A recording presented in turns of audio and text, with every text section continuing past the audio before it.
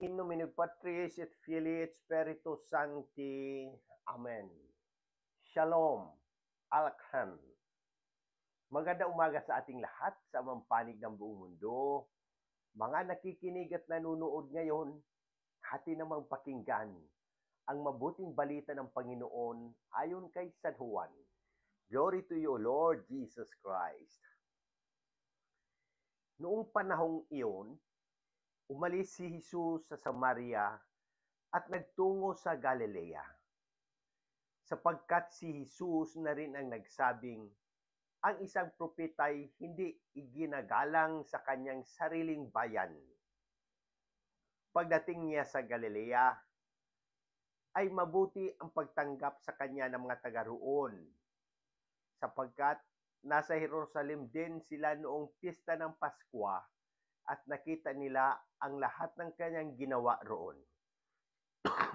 Excuse me.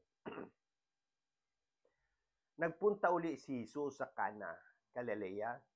Doon niya ginawang alak ang tubig.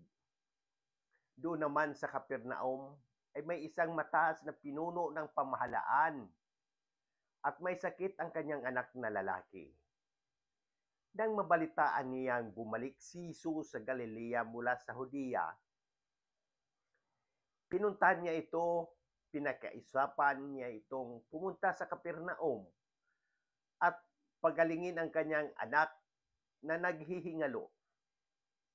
Sinabi sa kanya ni Jesus, hanggat hindi kayo nakakakita ng mga palatandaan at mga kababalaghan, hindi kayo mananampalataya.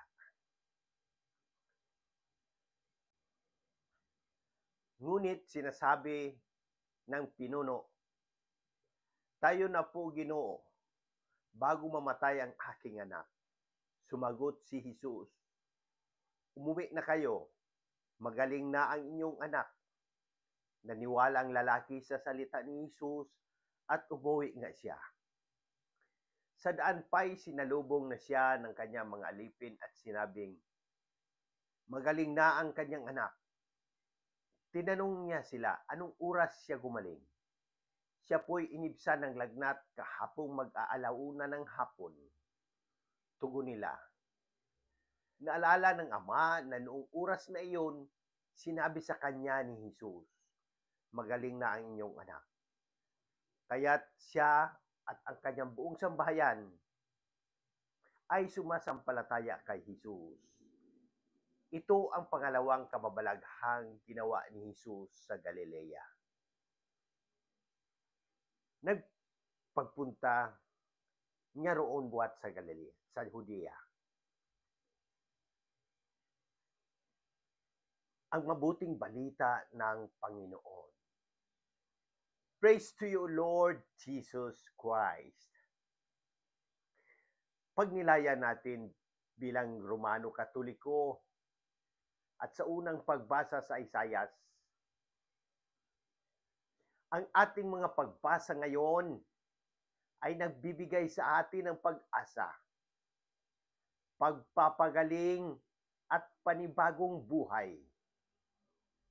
Sa mabuting balita, ipinakita ni Jesus ang kanyang kapangyarihan sa pagpapagaling ng anak ng isang opisyal.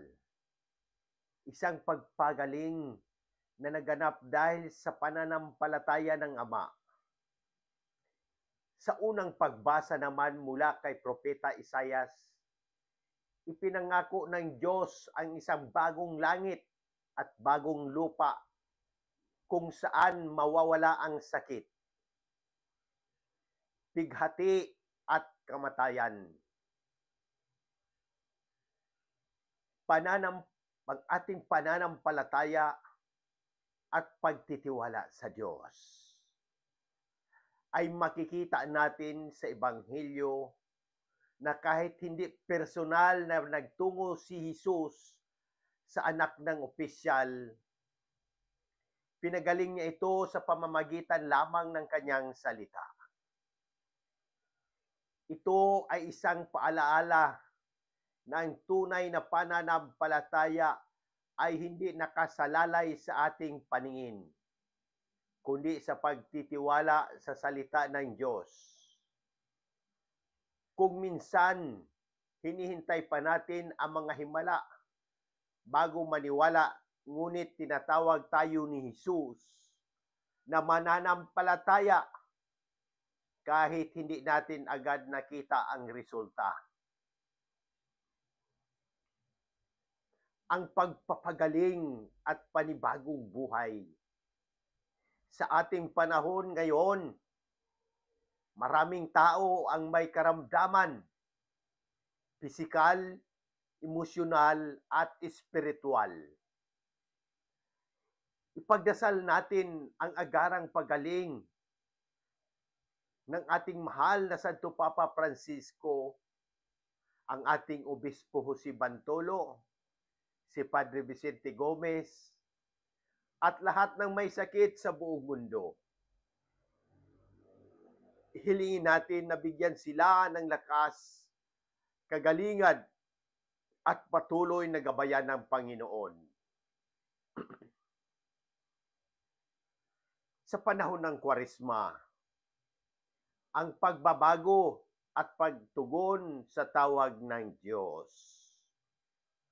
Ang Kwaresma ay isang paanyaya sa atin na muling bumalik sa Diyos. Paano natin matutugunan ang kanyang panawagan? Una, pagsisisi at pagbabago. Tulad ng sinabi sa Isaias, nais ng Diyos na tayo ay magkaroon ng bagong buhay. Ang ating mga maling gawi ay maaari nating itama sa pamamagitan ng pagsisisi at pananalangin. Pangalawa, ang pagpapalalim ng pananampalataya. Tulad ng opisyal sa Ebanghelyo, tayo rin ay inayayahang lumapit kay Jesus at magtiwala sa kanyang salita. Pangatlo, ang pagtulong sa kapwa. Ang tunay na pagbabagong loob ay makikita sa ating pagmamalasakit sa iba, lalo na sa mga nangangailangan. Manalangin tayo. Panginoon, pinupuri ka namin sa iyong mga gawa ng pagpapagaling at pagbibigay ng buong pag-asa. Patuloy mong pagalingin ang aming Santo Papa Francisco, Obispo Jose Bantolo, Padre Vicente Gomez, at lahat ng may sakit. Gamitin mo kami bilang instrumento ng iyong pagmamahal, lalo na ngayong panahon ng Kwaresma. Amen. Ang ating mga referensya ay nagmula sa Catechism of the Catholic Church, Section 1503 to 1505, ang misyon ni Kristo sa pagpapagaling. Sa Isaias, ang bagong langit at bagong lupa. Sa Juan, ang pananampalataya na nagdudulot ng kagalingan. Sa muli, hinihikayat ko ang lahat, Katoliko man o hindi, na magtanong at pagnilayan ang mensahe ng Ebanghilyong ito. Kung may mga katanungan kayo tungkol sa pananampalataya, ang ating simbahan o anumang aspeto ng ating buhay, bukas ang aking puso na sagutin ang mga ito. Sama-sama nating pagnilayan at pahalagahan ang habag at pag-ibig ng Diyos na ipinipahayag ni Jesus sa Ebanghilyong ito. Sa pamamagitan ng ating mga gawain at salita, naway maging daluyan tayo ng habag at pagmamahal ng Diyos sa lahat ng tao. Amen. In nomine Patris et Filii et Spiritus Sancti. Amen. God bless!